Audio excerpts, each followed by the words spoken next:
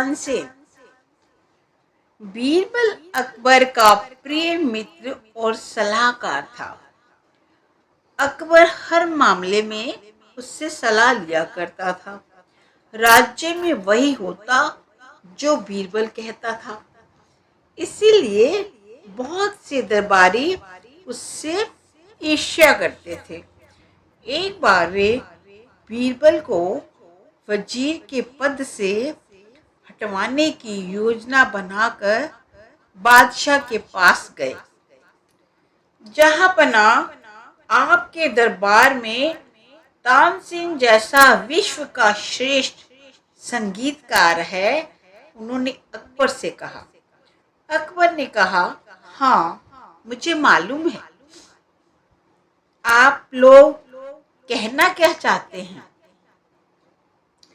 दरबारियों ने कहा, जहांपना, क्या आपको ऐसा नहीं लगता कि बीरबल की जगह तानसेन को आपका वजीर होना चाहिए?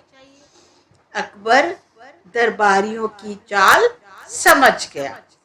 वे भी उसने दरबारियों से कहा फिर भी उसने दरबारियों से कहा, मैं बिना परीक्षा लिए तानसेन को वजीर का पद नहीं दे सकता।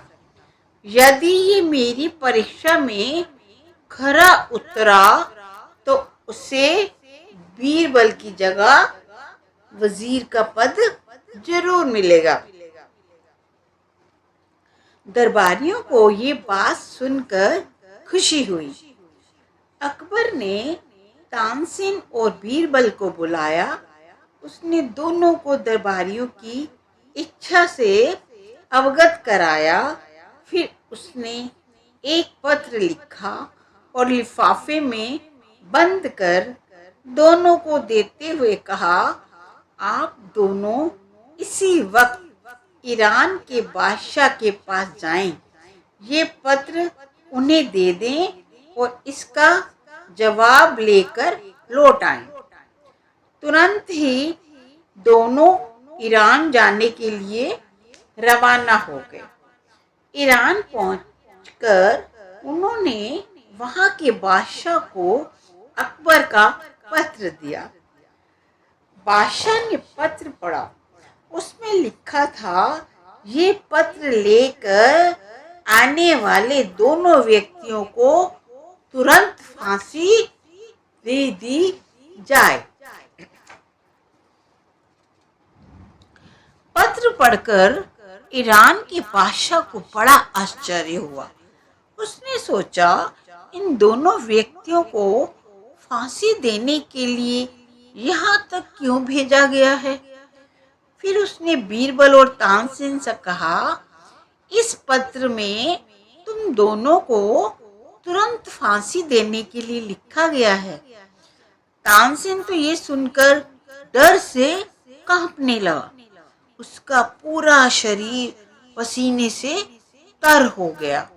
उसने बीरबल से कहा, बीरबल, तुम कुछ भी करो पर मेरे प्राण बचा लो, मुझे वजीर नहीं बनना है। बीरबल ने तानसेन के कान में फुसफुसाकर कुछ कहा तो वे शांत हुआ और उसमें थोड़ी हिम्मत आई। सिपाही दोनों को शूली के पास ले गए। तभी बीरबल ने तानसेन को एक ओर धकेल दिया और जल्लाद से कहा, पहले मुझे फांसी पर चढ़ाओ। तानसेन ने कहा, इसे नहीं, पहले मुझे फांसी पर चढ़ाओ। बात बढ़ गई। दोनों झगड़ने लगे। जल्लाद को बहुत आश्चर्य हुआ। उसने ये खबर बादशाह को पहुंचाई। बादशाह ने दोनों को दरबार में बुलाकर पूछा, आखिर बात क्या है? इस तरह पहले मरने के लिए तुम दोनों क्यों झगड़ रहे हो? बीरबल ने कहा, इसका कारण हम नहीं बता सकते हुजूर। आप मुझे पहले फांसी पर चढ़ा दीजिए। बादशाह ने कहा, अब तो बिना कारण जाने मैं तुम्हें फांसी पर नहीं चढ़ाऊंगा। बीरबल ने कहा, हजूर, हमारे बादशाह आपका राज्य जीतना चाहते हैं।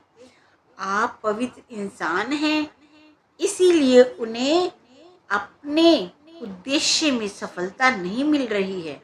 अकबर के गुरु ने उनसे कहा है कि यदि ईरान के बादशाह के हाथों 2 निर्दोष व्यक्तियों की हत्या करा दी जाए तो तुम ईरान पर विजय प्राप्त कर सकते हो। इसीलिए बादशाह ने हम दोनों को आपके पास भेजा है। बादशाह ने कहा, अब मेरी समझ में आया, लेकिन ये तो बताओ कि तुम दोनों एक दूसरे से पहले मरने के लिए क्यों झगड़ रहे हो? बीरबल ने कहा, हजूर, बादशाह के गुरु ने हमसे भी कहा है कि तुम दोनों निर्दोष हो, इसलिए तुम में से जो पहले मरेगा वे अगले जन्म में राजा बनेगा और जो बाद में मरेगा वे उसका वजीर बनेगा। हजूर, मुझे राजा बनना है, इसीलिए मुझे पहले फांसी पर चढ़ा दीजिए। ईरान के बादशाह ने सोचा, इन निर्दोष व्यक्तियों की हत्या मैं क्यों करूं? उसने हुक्म दिया, तुम दोनों अभी इसी समय अपने वतन वापस चले जाओ। तानसेन और बीरबल अकबर के पास लौट आए। अकबर कुछ पूछता इससे पहले ही तानसेन ने कहा, जहां पना बीरबल ही वजीर बनने के योग्य है, मुझे वजीर नहीं बनना है। तानसेन ने तब पूरी बात सुनाई तो अकबर ने उठकर बीरबल को गले लगा लिया। सभी दरबारी देखते रह गए।